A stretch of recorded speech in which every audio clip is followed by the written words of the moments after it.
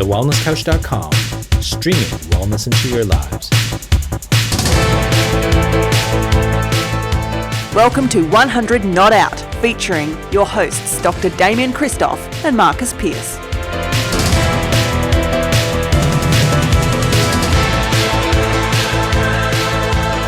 Hello and welcome to 100 Not Out, a weekly show dedicated to helping you master the art of aging well. My name is Marcus Pearce and I'm here with the Prince of Pop, the king of the Kiwis. He's Dr. Damien Christoph. Hello, legend. Hello, Marcus. Oh my gosh, how good was that last episode? Well, so good that we have brought Billie Jordan back. But before we go back to Billie, I forgot to give our sponsors a very special mention last time. We are brought to you by the incredible Forage cereal, In Nature, Find Health, and the incredible 100 Not Out Greek Island Longevity Retreat coming at you June 20 to 29 in the beautiful Ikaria. Find out more at 100notout.com. Now, Damien, we got halfway through our interview with Billie. I reckon we got about 1/3. Yeah, I was going to say, we'll probably do about 10 episodes. 1/10, yeah. I got so many questions to ask. You're right in a way. Let's shoot back over to New Zealand to how do you pronounce the island? Waiheke. Waiheke. I want to say Waikiki, but it's definitely not Waikiki. Waiheke Island to New Zealand. Welcome back, Billie Jordan. Thanks for joining us, Billie. Thanks, guys. Thanks for having me. Now, for people that may have missed the first episode, Billie Jordan is the dance instructor for the world record holder, the Guinness World Record holder for the world's oldest hip-hop group, Hip Operation. Damien, as a Kiwi by second nature, you're very excited to chat with Billie. And before we went back into this re-recording, you were speaking to Billie that she's just come back from the States, New York, with a few of her hip operators. They're not only smooth operators, they're hip operators. Billie, tell us about New York. You said that you went over there so that you could take them through the blizzard. Was that correct? Yeah, well, Yeah, right. we've been saving up for a while because, most people in their 70s, their number one destination is to go to the Bronx. So that's what we've been saving for. So, yeah, a couple of the dancers and me, 72, 71, so the two youngest members of the dance group. The rookies. Well, they're actually the lead dancers, but they're the youngest. They're the youngest ones. So we call each other homies. So, so do we. That's what we call each other. Yeah, we're like getting down in the hood here, 100 Not Out style. He's got a red bandana and I've got a blue bandana. Yeah, that's how it goes. We're bad. He's the blood. You're bad. Yeah, yeah. Well, they're pretty gangsters because they. All of my group, of course, they have hip hop names. So it was Leela G and Missy M. But we've got, everybody. I'm Billie J Buzz. Everyone's got a hip hop name, and that's how we, But yeah, so we went to the Bronx and Harlem to look at the birthplace of hip hop, and they did some dancing in the hip hop, areas. And but while we're there, we're in the New York, the big blizzard where we had like snow above our hip, and so it was awesome. We were just out in it playing and doing snow. That would have been good for their arthritis, wouldn't it? The snow around their hips would have been perfect. Yeah, exactly. Yeah, be like icing. Yeah. I loved it. I want to give you a little plug here though, because from what I understand, we're talking about how selfless this has been. One thing which I'm gathering, because we got very excited when we saw that you were taking a group over to America, and we were like, well, we're taking a group over to Ikaria. Maybe in the future we should all join forces and do we love this girl, so many cool things. But you've obviously decided, because you connect so well with the older community. You've created a travel company for older, so it's for people. Does it have an age limit, and what's it called? Just tell us about it. Give it a plug so people know if they want to tour with Billie Jordan, they can. Oh, well, thank you. It's called Discover Me Travel, and it's adventure travel for senior citizens of any age. And so what I focus on is them learning things that they might not otherwise learn. So it's not just sort of sightseeing and stuff. So one trip they go to Thailand, they learn how to be elephant mahouts in the jungle in the Golden Triangle, near where the Karen tribe people are, with the rings up to their necks. They learn how to look after their own elephant, go bareback elephant riding. Another one, they learn how to be stunt car drivers, and they jump over big jumps, and they drive on two wheels. Another one, of course, they come to Waikiki, they learn how to be hip hop dancers, and they learn a whole lot of other stuff. Another one in America, they meet NASA astronauts, and they learn street fighting in Washington D.C. and how to break a board. So it's not just these training things. The training thing's only a tiny chunk. The rest is sightseeing and having adventure, but there's no tour bus or whatever. It's public transport. It's on the New York subway. It's traveling like you do when you're 20, and it's just small groups. How much do they love that? Eh? How much do they love that? Are they just all Yeah. over that? Yeah. Yeah, of course, because they're... Absolutely. Who they're- doesn't want to behave like they're 20? Exactly. At whatever age.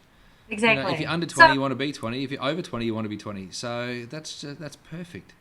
Yeah, so it'd be great to hook up with you guys and do something with your audience. And yeah, Do you want a question? I've got a couple You of go. big questions. Okay, You so go. You go. I'm busting to ask you this. You've been doing this for 4 years. What do you think, based on your experience, based on your dealings with older human beings, what do you think are the keys to a great long life? I think it's probably about three main things: is do something out of your comfort zone, because you still grow.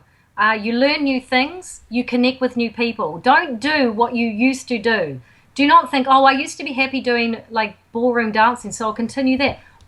How's that going to change anything? So go outside your comfort zone and connect with people that you wouldn't otherwise connect with, and then have a sense of achievement. Those three things conquer depression, as you know. So yeah, outside your comfort zone, do something, the last thing on the planet that you would think you would do. Nice. Connect with other people Make new and friends. and have some sense of accomplishment. And sometimes it could be, okay, I just will clean out my shelves in my kitchen today. And some it will be, well, I'm going to be the oldest person to ever whatever. Do you know what I mean? We've got a And top six. the more random, the better. You know, have a big goal. Set small ones, big ones, and be incredibly ambitious. And also, what I've learned as well from you're always going to have haters. So even my 96-year-old, she gets hated on because she's doing something that's not considered lavender and lace. So I've learned that you don't get immunity from haters when you're in your 90s. It never happens.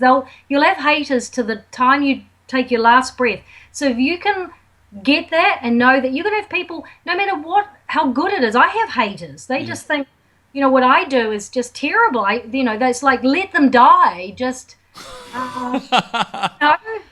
Yeah, well, we spoke about this on a previous episode of 100 Not Out, called Overcoming the Tall Poppy Syndrome. Yeah. So when you go to do something that you love, and it doesn't have to be flying to the moon, it can be doing hip-hop dance in your 70s, 80s or 90s.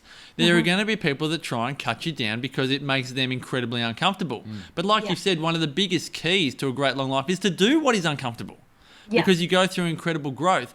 So just give people an insight, because I think we can really associate more with people's challenges. For someone that survived an earthquake, had an incredible epiphany, had experienced post-traumatic stress disorder and all the rest of it, what type of resistance do you get when people see that you have helped create the world's oldest hip-hop group, brought incredible joy to people's lives? What type of resistance are you getting, so people can really get an idea that these aren't just words? Oh, I mean, I get, like, even when I was trying to raise money for them to get to Las Vegas, I had people write to me saying that I was hurting the environment because I was encouraging an activity that would use up greenhouse gas emissions by them flying to Las Vegas. I get things like that. I get stuff like, I'm making them live longer, and it's cruel to the families who are ready for them to die. Oh, are you kidding me? Oh my God. Yeah. I've had like a son, one of my members, his son, yelled at me when I went to pick her up and said, you're keeping her alive, just let her die, let her die. Oh my God. Do you reckon that has financial undertones? Because people... Of course. Yeah. Of course, yeah. Some hideous I would humans. say a good third of my dancers, that I've had, their families are resentful that they're living longer than they should, from their perspective. It's shocking, but it's completely true. Hey, do you get insurance for the oldies? Because my mum, she's not even old. She's 60 something, 65, I think. No, yeah, 65 this year, and we're going to Ikaria, and she struggled to be able to get insurance at 65 to go and travel overseas. Yeah, I mean, there's only like a couple of companies that will take them, over 70. But it just depends. We don't get existing conditions, because pretty much if you're old, you've got everything. So that can be really expensive. So you just have to take that risk. That's the other thing. Do they love that you're so frank? Yeah, well, I had to be, because when I first started the group, I treated them like porcelain. It's no different than most people. But then I realized, my gosh, if I was going to have real respect for these people, they need to be treated like equals. And yeah. And they want that. People that are older, they don't want to be mollycoddled and softened and, that's okay, dear. We'll get you. They can't stand it. They're like Noel McMahon said, he still thinks like a 20-year-old. Yeah, totally. No matter how old people get, they still think like a young adult pretty much. Yeah. And they can't bear the idea of being spoken to like a 95, an old person, because we all do it so terribly. So there are some people, though, that do like to be treated really old. It makes them feel safe and secure to be treated like a child. And those ones, they've made that choice. And there's not much I can do about it. I definitely have had ones who they want to be treated like an invalid. It makes them feel secure. And that's fine. They can get that, but just not in my class. Yeah, not as part of the hip operation. Okay. No. So you've said growth, socializing, a sense of achievement. What do you observe? Because I haven't spoken to anyone on this podcast that actually has a group of people with dementia. I saw on your TED Talk, you said, you know what, people can still live a good life with dementia. When I heard you say that, I was like, oh my gosh. I talk about dementia. It's actually pretty exciting for them, because they get to meet somebody new every single day. Every single day. Yeah, it's good. But see, when I ask for a show of hands when I do a talk, dementia is the thing people fear the most, because totally. it impacts every single area of life. Yeah. If you've got cancer, you can still think, you can still converse. If you've got dementia, like you said, everyone you meet's a new person if we're talking as it develops. Yeah. So, firstly, how do you deal with these people? Because I'm guessing you're not having a cognizant conversation every single time with these people. Yeah, no, I mean, they, don't know their age. It's obviously on their levels. A lot of them have got advanced dementia. So in terms of teaching them dance, I rely on muscle memory. Wow. So I repeat a movement again and again and again, and their muscle just wants to do it when they hear that music cue, because their muscle's got a much better memory than their brain does. So, so then you just shift from sort of cognitive training in terms of dance to muscle memory. And so that's what I focus on. So their body just wants to do it, and it doesn't rely on their brain at all. Did you learn this when you were reading your hip hop books? Because I know, without sounding like a Michael Jackson fanatic, he would always say that the music comes through him when he dances. He says, I don't like it how people are like, 1, 2, 3, 4, 5. This is Michael Jackson, because he's like, you've got to feel the music. You've got to actually, and that for me almost feels like on a subconscious level, like a muscle memory. Like you just can't help but do the movement. So you're relying on almost bypassing the conscious mind, that they just feel this innate almost need to move in that way. Yeah. But how did you learn that? I mean, you're a PR girl working for a local council that then decides to create a hip hop group. So where did you learn that? A deadline of eight months, to get into the World Hip Hop Champs. So I had to just learn, make all the mistakes, learn what was working, what wasn't. So just, self-taught. Because it would not have worked if I was a dance teacher. It's because it's heart first. It's, I have an authentic, genuine desire to see them grow, to see them come out of their shells. So the change in them has been remarkable. I mean, a lot of the generation I'm teaching are females that have, their husbands have now died, and they were secondary to their husband. And now they're like the most interesting person at the dinner table. Nobody wants to talk to their husband if they're still alive. You know what I mean? They get ignored. It's like, I want to talk to the hip-hopping grandmother. Are you kidding me? Yeah. So, and then they've worked out their value and their potential.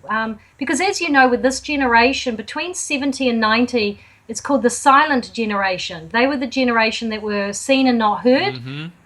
And so they never had puberty. They never had travel. They never had self-growth that was just not part of that generation. So for me, my dancers are going through puberty for the first time. They're discovering themselves. They're finding out what they can do, what they can't do. They're finding out their potential. They're finding out what they like and don't like. They're defining themselves. Your question? Go on, Yes. you ask one. He's been hogging the mic, hasn't he? He does do that. But I've been absolutely enthralled by this, and I'm really loving it because I'm just picturing all these people that I do know and those that do challenge themselves. We've for a long time said that, to live a long life, it seems that it's important to be engaged in your community, or at least maintain engagement, to have a purpose, so whatever that purpose is, in other words, be purposeful, but also to have movement. They've been the three constructs. But you've given us another three, which kind of tie into that, and I'm actually really happy because only just yesterday we were recording. Well, it seems like yesterday. It was actually months and months ago, but it seems like yesterday. It was we're recording. We're saying, do you think we're going to learn anything new? Do you think we're going to learn anything new? And that was a question that you asked me in kind of we'd been summing up our last 156 episodes, and or 150 episodes, whatever it was, and so then 156. Yep. Was our birthday. Yep. Was our birthday. That's right. Oh gosh, it's all coming back to me now. And so we were talking about that, and we both said, I don't know if we're going to learn anything else, but we're going to have our ideas reinforced. But you kind of shattered that and just blown that out of the water with the first interview we've done since that, which is just. I'm so excited about it because it means that there's so much more for us to learn. And it wasn't that I felt like we'd stopped learning. I just felt like we'd almost reached. But now we can ask three more questions. What are you doing that's challenging you? What are you doing that's taking you outside your comfort zone? What have you achieved lately? Yeah. What an amazing thing to be able to ask people. Yeah, I mean, I want to set up scholarships and stuff for old people because when they retire, there is that fear for so many people. What do they do? How do they define themselves? Because people, unfortunately, throw their identity into their job. And it's not your job. It's just how you earn your money. You know what I mean? It's so immaterial from who you are. I saw that a lot in New Zealand. When I'd ask somebody, I'd say, "Hey, how you doing?" They go, "I'm flat out busy," and I'm like, "Oh, okay, awesome. That's cool. Yeah, me too." And so I was really asking them how they are. There's been a book written on that. That's called Essentialism. But it's really the humble brag.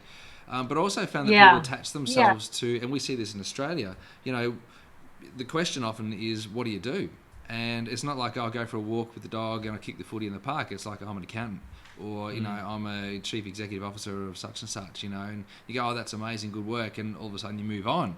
But in repurposing all of that, which is what it sounds like you're wanting to do, giving people scholarships, it means that they can go and, learn something, get a PhD in something, go and get their masters. It sounds so cool.